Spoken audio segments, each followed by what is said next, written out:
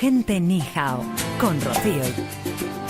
Como Nicolas Cage en Live en Las Vegas, veo caer la nieve en la hiel. Mi hijo es muy impulsivo, este niño es hiperactivo, parece que es incapaz de concentrarse en nada. ¿Cuántas veces los padres o los abuelos pronuncian frases como estas? ¿Cuántas veces responden estas afirmaciones a algo que entra dentro de lo normal? Pero ¿cuántas veces también este comportamiento rebasa la línea de lo convencional y se convierte en un trastorno? Un trastorno con nombre propio, por déficit de atención e hiperactividad, que esta tarde nos explica el profesor Javier Quintero. Los que nos escuchan habitualmente ya sabrán que Javier Quintero no es docente, pero para los que se estén incorporando en este momento a Gente Ni Hao, bienvenidos, por cierto, les diré que Javier Quintero es nuestro profesor particular en la Escuela de Padres, pero también es director de PSI Kids y jefe del Servicio de Psiquiatría del Hospital Infanta Leonor. Muy buenas tardes, Javier. Muy buenas tardes, Sira, ¿cómo estás? Pues estamos esta tarde primero muy bien. ¿Tú qué tal? Bien, bien. Llueve, sale el sol, va y viene, pero bien. Llegará la primavera, esperemos. Bueno, estamos, como te decía, ante un trastorno que en mi caso yo casi no sabía ni que existía. O sea, no sabía que esto realmente podía llegar a ser un problema. Este es uno de los grandes problemas del TDAH, ¿no? Que realmente estamos hablando de un problema o de un trastorno que realmente afecta a bastantes niños y que en general es bastante desconocido. Hay una tendencia a atribuir, a ser quizás un poco, a entrar en lo facilón, de decir, no, es un niño inquieto, pues será un maleducado. O el niño no se concentra porque no le da la gana.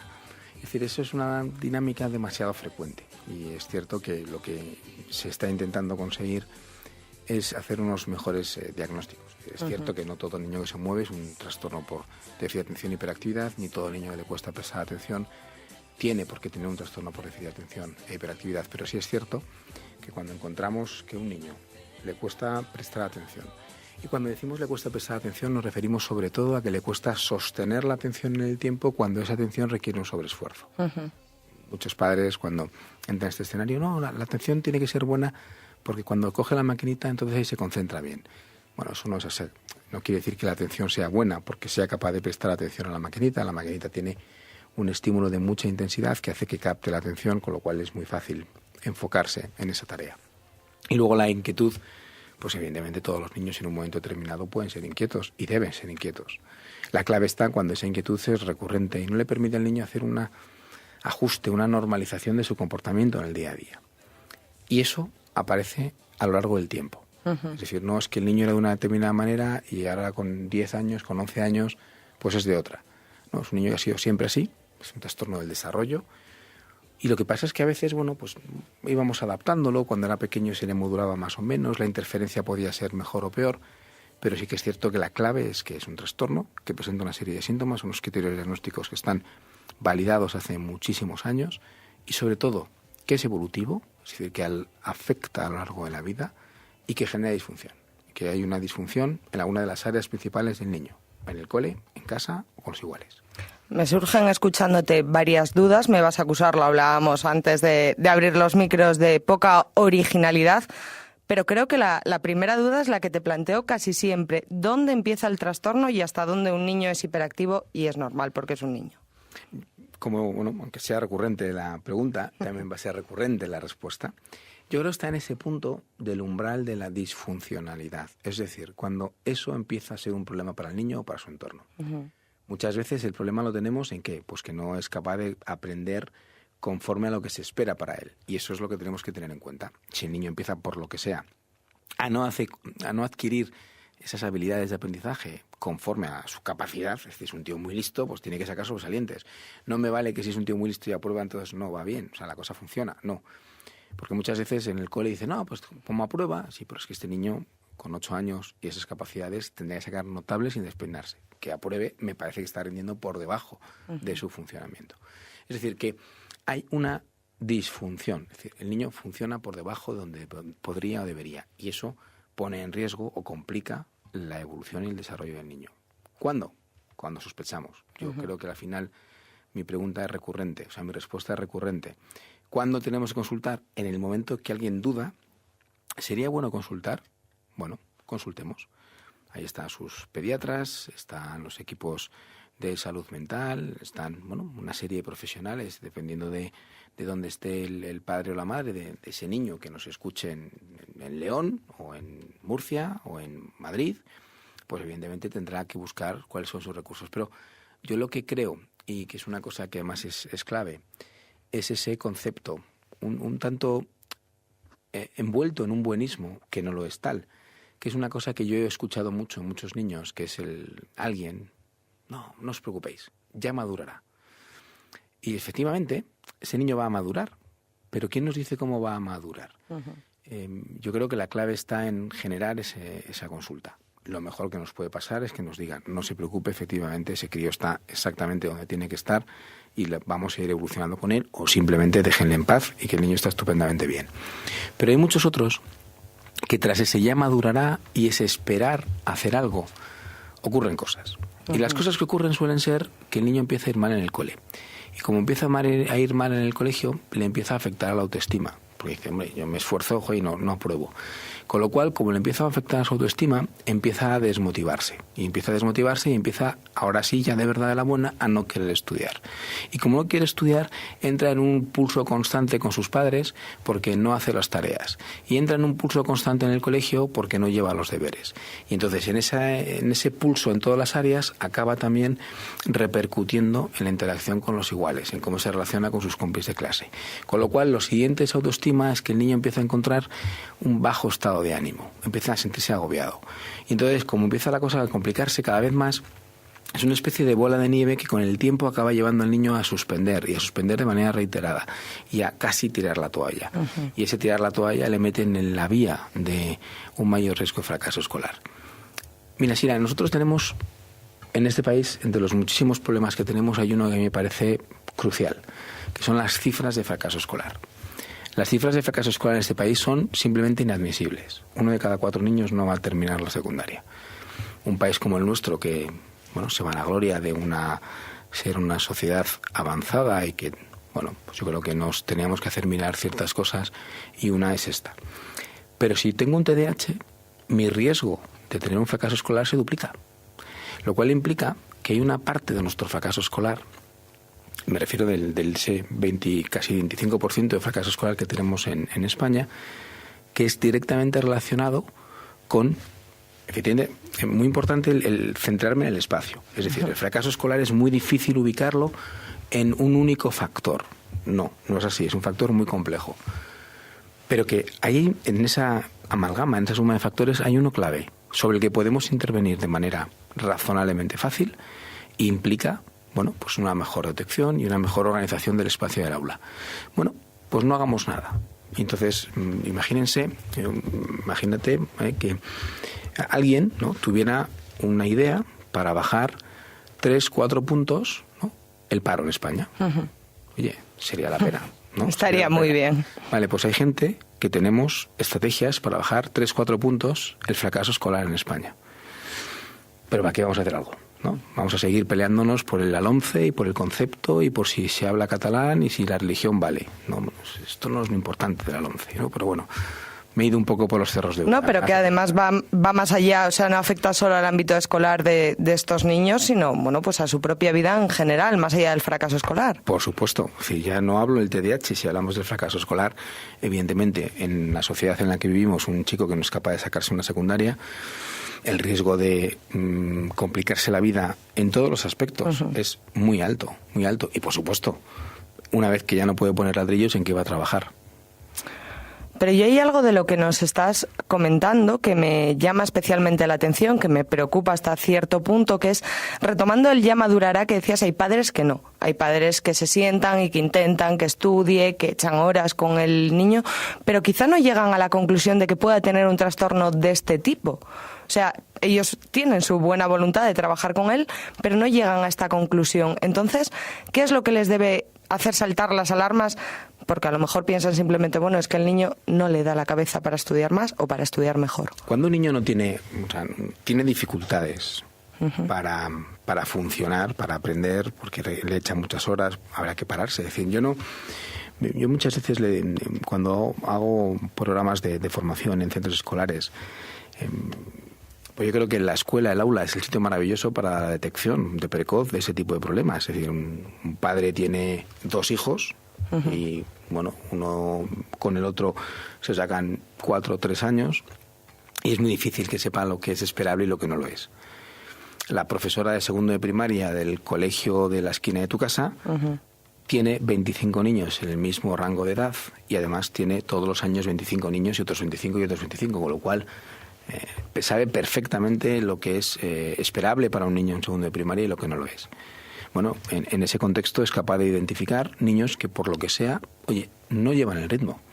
¿Quiere decir que el que no lleve el ritmo es solo un TDAH? No, en absoluto. Hay muchísimas razones. Hay trastornos del aprendizaje, hay trastornos por capacidad. Es decir, hay muchas razones que pueden explicar que un niño no sea capaz de llevar el ritmo adecuado del aula. Pero eso no quita que cuando un niño no lleva el ritmo adecuado, alguien tiene que decir, caramba, ¿qué le pasa? Vamos a valorarlo. Ahí están los equipos de orientación de los colegios. Hay un niño que no empieza a ir bien. ¿Y por qué? Bueno, pues vamos a verlo. Yo pongo el ejemplo de la visión. La profesora tiene un niño de 9 añitos y le pone en primera fila y ve fenomenalmente bien la pizarra. Y le pone en la última fila y el niño no ve la pizarra. Nadie le va a pedir a esa profesora que gradúe la vista del niño, pero que diga, oiga, creo que este niño no ve bien. Y luego ya se pondrá en marcha el mecanismo, el circuito por el cual alguien tendrá que graduar y ver si es miope, si es astigmatismo o qué es, ¿no? Pues lo mismo aquí. Es decir, yo creo que nos tenemos que centrar en los síntomas diana, los síntomas claves. Algo no funciona. Bueno, pues preguntémonos por qué. ¿Por qué no funciona? No, es que este niño le echa horas y horas todas las tardes a estudiar. Bueno, pues entonces algo no está funcionando. Porque un niño no tiene que echarle horas, tiene que dedicarle un tiempo razonable y el resto del tiempo ser niño, jugar, divertirse. Me parece muy, muy indicativo el ejemplo que nos acabas de poner, porque eso sí que se detecta muy fácil, porque es más evidente, un poquito más evidente que esto que estamos hablando. ¿Se puede ver esto fuera del ámbito escolar? Es decir, en el ámbito escolar, un trastorno de déficit de atención e hiperactividad te lleva a, pues eso, a dedicarle más tiempo a los estudios con menos rentabilidad, pero fuera, ¿lo pueden detectar los padres en algo, pues no sé, en hechos concretos, cuando son más pequeños y todavía las calificaciones no son tan importantes? Toda la parte conductual, toda la parte de la hiperactividad y la impulsividad la observamos también en el día a día. Es decir, el típico niño que no es capaz de estar en casa, que le podemos ver una película y que se sienta, pero luego se recoloca, se tumba, se levanta, es decir, que no es capaz de estar sentado durante un tiempo razonable, es impulsivo, responde sin pensar, es decir, de manera inadecuada. El típico niño que vamos a una comida familiar y no hay manera humana de que esté sentado más allá de 5 minutos. Es decir, que hay muchas otras conductas que no solo afectan a lo escolar, es decir, afectan al niño. Es decir, yo creo que es muy importante ubicarnos que el trastorno por déficit de atención es un problema que le afecta al niño. Lo que pasa es que sí es cierto que un niño en edad escolar, donde dedica la mayor parte del tiempo es en el cole, y donde además tiene que poner en marcha toda una serie de comportamientos para adaptarse al funcionamiento en el aula, es en el cole. Claro. Entonces, en ese sentido, fuera de casa vamos a encontrar también esas dificultades. El típico niño que le decimos las cosas y nos traspasa con la mirada, le tenemos que decir 10 veces las cosas porque no nos hace caso, y hasta que no se le damos ya con una voz un poco más alta de lo normal, parece que no nos ha escuchado. Me surge en este punto otra duda que me surge habitualmente también, pues mira, es casi tradición. ¿Cómo pueden parar los padres o empezar a ayudar al niño a salir de este trastorno? Porque imagino que diciéndole siéntate 35 veces consigues que se siente, pero no solucionas el problema. No, porque la posibilidad serán 36. El problema está en ser capaz de reconducir la atención. Es decir, yo creo que cuando entramos en un bucle, ¿no? Y decía Albert Einstein, que era un tío muy listo, decía que si hacemos lo mismo, lo raro es encontrar cosas distintas, ¿no? Es decir, que en realidad lo que tenemos que conseguir es que si estamos hablando de decir lo mismo muchas veces y hasta que no gritamos y el niño nos hace caso, está claro que esa no es la manera de conseguirlo. Probablemente tengamos que buscar otra forma de conseguirlo. Yo tiendo a recomendar muchas veces no dar la voz desde la cocina, Pepito a cenar, sino a lo mejor hay que ir al cuarto, coger a Pepe y decir, Pepe, vamos a cenar. ¿Qué te he dicho? Que vamos a cenar. Con lo cual ya sabes que la información le ha llegado. Incluso tocarle, es decir, acercarte a él, cogerle de la mano, que te girare la cara para que te mire y para que sepas que el niño te está prestando atención, porque si no tú le puedes decir Pepe a cenar y Pepe está en su mundo y en ese momento no te está haciendo ni caso. Nos decías que es bastante común, que es un trastorno bastante común. ¿Suelen llegar muchos casos a las consultas o suelen pasar más bien desapercibido? ¿O suelen llegar tarde, que puede ser también? Llegan tarde, llegan mucho y pasan desapercibidos. Es decir, las tres preguntas o las tres respuestas son correctas, ¿no? Nosotros tenemos, todos los estudios epidemiológicos que se han hecho hablan de una prevalencia del 5 al 7% de los niños en edad escolar. Es decir, 1 de cada 10, 1 de cada 20, 1 de cada 15 en los niños en una escuela. Es decir, nosotros cuando hablamos de un aula de 25, pues ahí hay 1 o 2 niños con TDAH, o puede haber 1 o 2 niños con TDAH en cada aula. Si en ese aula, yo siempre digo que fenomenal, en ese aula lo hay, que decir que en la de al lado hay el doble, porque la estadística es así de puñetera. En ese sentido, es decir, estamos hablando de un trastorno tremendamente prevalente. Probablemente incluso podamos decir que dentro de los trastornos que ocupan a la psiquiatría de niño y adolescente sea el trastorno más prevalente, es decir, el que más peso tiene en cuanto, insisto, a número. ¿Qué ocurre? Pues efectivamente, que lamentablemente nos llegan o nos tienden a llegar tarde. Tarde porque el niño empieza a dar problemas, pero bueno, vamos a esperar, y entonces hasta que no aparece ese término que llamamos comorbilidad, es decir, cuando aparece un trastorno además, eso que hablábamos antes, un trastorno de aprendizaje, un trastorno de conducta, un trastorno de ansiedad. Entonces, cuando aparece un problema adicional, entonces ya consultan. ¿No? ¿Qué ocurre? No, pues que el niño se está portando mal, está siendo posicionista, desafiante, entonces nos lo traen, lo valoramos y decimos, bueno, sí, está posicionista, pero porque tiene un TDAH que no estábamos haciéndolo bien. O el niño está más agobiado, más ansioso, emocionalmente afectado, porque efectivamente tiene un TDAH que no se ha manejado de manera adecuada. Es cierto que la prevalencia es alta y que, lo que intentamos hacer son políticas de detección precoz. Uh-huh. Cuando decimos políticas de detección precoz, mecanismos de detección precoz, es por algo tan sencillo como que es una de las frases que más se ha repetido en medicina. En medicina vale mucho más prevenir que curar. Uh-huh. Pues eso es lo que se trata. Es decir, vamos a ver cómo somos capaces de prevenir, ¿no? Entonces, mi equipo y yo acabamos de publicar en el mes de febrero, hace unos meses, un artículo sobre la prevención en TDAH, ¿no? Porque realmente yo creo que es el ejemplo fundamental. O yo creo, ¿no? Y eso sí que es una opinión absolutamente personal, es donde deberíamos intentar enfocar nuestros mayores esfuerzos. Uh-huh. Sabemos que si somos capaces de prevenir, evidentemente minimizamos y compensamos todas las dificultades que vengan a futuro. Entonces, hicimos un trabajo, yo creo que muy interesante, sobre el aspecto de la prevención. ¿Qué podemos hacer, no? ¿Y qué podemos hacer? Ya me das la pregunta hecha. Bueno, realmente en el mundo de la prevención, nosotros hablamos de 3 niveles diferentes de prevención. La prevención primaria es cuando nosotros hacemos algo para que eso no ocurra. Es decir, por ejemplo, somos capaces de vacunar para que no haya infecciones, ¿no? O la prevención secundaria es cuando intentamos hacer un diagnóstico precoz, ¿no? Intentamos llegar antes de que el problema sea muy importante. Eso es lo que hacemos, por ejemplo, en cáncer. En el cáncer, todas las campañas tienen que ver con diagnóstico precoz. Control de las mamografías en mujeres, pues evidentemente lo que intentan llegar es cuando el problema es incipiente. Y la prevención terciaria es, una vez que el problema está en marcha, es intentar eliminar las complicaciones, ¿no? Hoy por hoy lo que hacemos es prevención terciaria. Es decir, lo que estamos haciendo es, cuando tenemos un problema, pues intentemos minimizar que la evolución, que las complicaciones sean las menores de las posibles. La prevención primaria está un poquito difícil hoy por hoy, ¿no? Es decir, yo creo que está un poco aún lejos de nuestra capacidad de acción. Sabemos que eliminar el tabaco de las madres durante la época de gestación y los primeros meses de vida, mejorar los hábitos dietéticos de las madres, eliminar otros tóxicos del entorno como los metales pesados tienen un efecto positivo sobre las prevalencias del TDAH. Pero en prevención secundaria es donde podemos hacer más. Es decir, en todas las campañas que tienen que ver con intentar hacer una detección precoz. Uh-huh.